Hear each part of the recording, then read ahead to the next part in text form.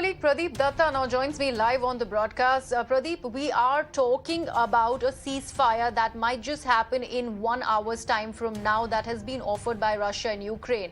So is that enough to actually get the stranded Indians out of Sumy specifically? Because we are talking about 700 students who are still stuck there. See, Russia has announced ceasefire last time. Also, they had announced ceasefire just 2 days back in two of the cities. That ceasefire did not last long. It was even soon after minutes we saw that Russia had been pounding shells, and because of which the evacuation process was to be halted. But this time, after telephonic conversation he had with the French President, that continued for about 2 hours. During that, French President had insisted upon Vladimir Putin to announce humanitarian corridors and ceasefire so that the civilians can be evacuated. And he also wanted that not to target the nuclear areas and the nuclear zones and ensure its safety. Now Russia has announced ceasefire. That means the humanitarian corridor will be provided.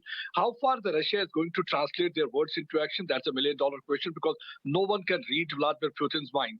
Man, sometimes what happens, the decisions are taken at top, but it takes time to be implemented on ground. And even one single gunshot fired from either side can break that ceasefire. That normally happens in such war-like situations. We have seen that while we have been covering even Indo-Pak conflict also on line of control. Many a time the ceasefire is announced, but because one single shot is fired from here and there, and because of which the ceasefire doesn't last long.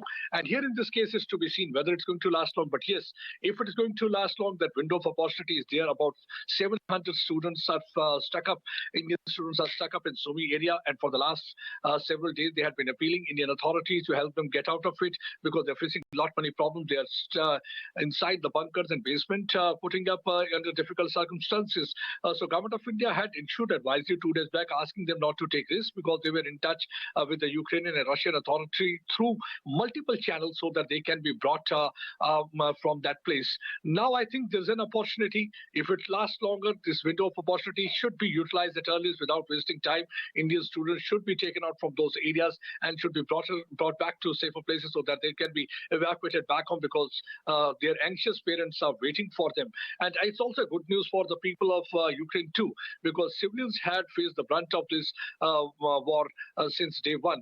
Though Russians claim that they are only targeting military installations, but civilians had been targeted from day one, and most of the buildings where civilian apartments have been hit by the Russian missiles, like short-range ballistic missile. Even their gunners had not been sparing them. So this can be utilized to get back civilians to their respective places, and that will be a good sign and a healthy sign that way. Now it is to be seen whether Russians are going to keep their promise or it's going to be similar what really happened last time, because nothing can be said at this stage. It's too early to give them a credit for announcing ceasefire till it's to be properly implemented, because it's the implementation that really is important rather than announcement, because there are so many announcements being made during wartime, but most of them are not kept and are not implemented. And just to be seen whether it's implemented on ground. If it is implemented Absolutely, Pradeep. In fact, you're making a very, very important point over there. I'd like to bring our viewers' attention to this one thing also, Pradeep, and you'd be able to give us a better sense of this, that while on the one hand, this ceasefire has been announced by Russia, on the other, we've seen blocking of mobile and internet services from close to the Zaporizhzhia nuclear power plant. So that is also happening when it comes to the continued Russian offensive. What is the sense you're getting on ground from the Ukrainian population per se? Because you've been covering this particular war extensively for the Times Network. So you'd be able to guide us better as to what is the sense that you're getting from on ground.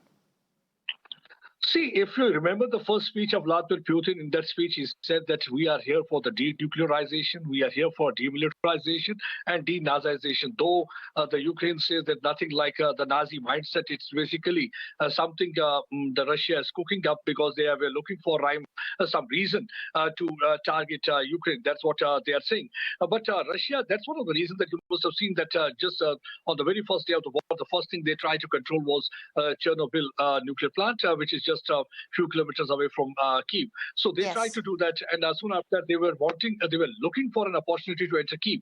But there had been, in fact, resistance shown by the Ukrainian army and also people there, as we had been getting you several reports how they are making those Molotov bombs, how they are making those nets, how they are trying to help their armed forces, because Russians never thought that they will be getting such a kind of a resistance and defiance from the people in Ukraine. They thought it will be a kind of cakewalk for them to simply enter inside the Kyiv and then ensure the victory there. But this has not happened. So I think this is a little bit frustrating for their troops too, and also for Vladimir Putin, because more and more time it will take, the war will take, more and more difficult it will get for them, because already several sanctions have been imposed. Central bank funds have about $680 billion have been frozen, and spiraling inflation is already staring at Russia. And more and more elite class, if affected, they will start raising voice and noise, and also it will get difficult for Vladimir Putin to convince them about the war. So things are not that easy for Russia too. But yes, but so far as the civilians are concerned, Right. they are the worst affected, because 1.5 million have already lost their homes, and they are like refugees in their own homeland, are going to places not knowing where exactly they are going, because they do not have a place to live. Because we had been interacting with several women, children. Yesterday we met a lady. She had no idea, because she had no place to live. Finally, we suggested her one place, because as we had been covering some of the places where the refugees are allowed space, so we suggested her. So she was so thankful. But that's not everyone is not that lucky, because many of them have to live out in freezing cold and chilling cold, and spend nights out there in open. Absolutely. Pradeep, before I let you go, one final question. We are also talking right before those peace talks are all set to happen. Do the Ukrainians really trust these peace talks in any which way? And we're also getting to know about this information from government sources that Prime Minister Narendra Modi might just be speaking to both Volodymyr Zelensky and Vladimir Putin today separately. Yes, that's going to be really a good decision, because Prime Minister Narendra Modi has a very good influence over both the countries. And already we have seen that Indian diplomacy had been working. That's one of the reasons that India was able to provide a diplomatic shield to most of the students, and was able to take out about 70 to 18,000 students in such a short span of time. And it would not have been easy had there not been a diplomatic influence that India right now enjoys in both the countries. So today also he'll be talking to both the country leaders, and maybe he'll try to ensure that Indians are brought back at earliest without any problem. And he will also, as India's stand has been very peaceful to diplomacy, India always wanted that issue to be resolved amicably. Maybe that will be one of the suggestions that India will be giving to both the countries, because though many of the people are saying that India is going for the balancing act, but India has every right to be neutral, because India doesn't believe in interfering and poking nose into others' affairs. India always believes in peace and development and democracy to flourish, and that's what India has been doing. So far as these peace talks are concerned, nothing much can be expected. But yes, the only good thing is that they are talking in such a circumstances where both of them are exchanging bombs, raining bombs at each other. And if they're talking, that's the only healthy sign. Because normally what happens that diplomacy gets snuffed out whenever there is such a war going on.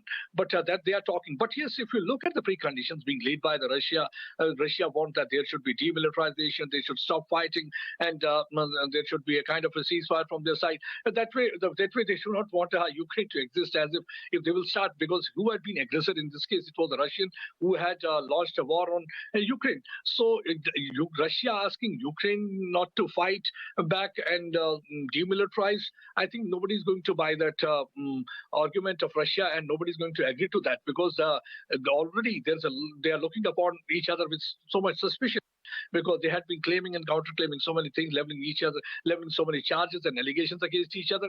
In such a situation, one hardly feels that they will be able to have any breakthrough. But yes, so far they keep on talking to each other. That's a healthy sign, and I think maybe a better sense prevails. In coming days, something good can be expected. But I think the Western countries have also a very important role, rather than looking at their own vested interests. Because what Western countries had been doing, they had been ditching nations. At the last move, we have seen what United States of America did in Afghanistan. After 20 years of war, all of a sudden we saw them leaving that place, leaving Afghanis in lurch. And that one image of a footballer, 19-year-old, clinging to the wheel of a U.S. aircraft when the U.S. aircraft fled from that area, and he fell mid-air and died. So I think those images are still etched in the minds of the people, and the similar thing had happened in Ukraine also. Initially, they were with them, they made them take cudgels with Russia, and finally, at last moments, they said, "Oh, so sorry, we can't fight your war. All we can do is we can provide you arms, ammunition, and weapons." And that means this arms race has already started, and they are selling their own arms and ammunition. They are trying to gain out of it geostrategically as well as economically. But at the end of the day, it is Ukraine that is suffering, and I think each and every country need to understand what actually the intentions of the West are, because West are known for betrayal. Right. Pradeep, thank you so much for all those details, and stay safe out there. Pradeep Dutta reporting live from Ukraine, and he has been bringing to us all the ground reports that we are showing to you from the war-ravaged Ukraine.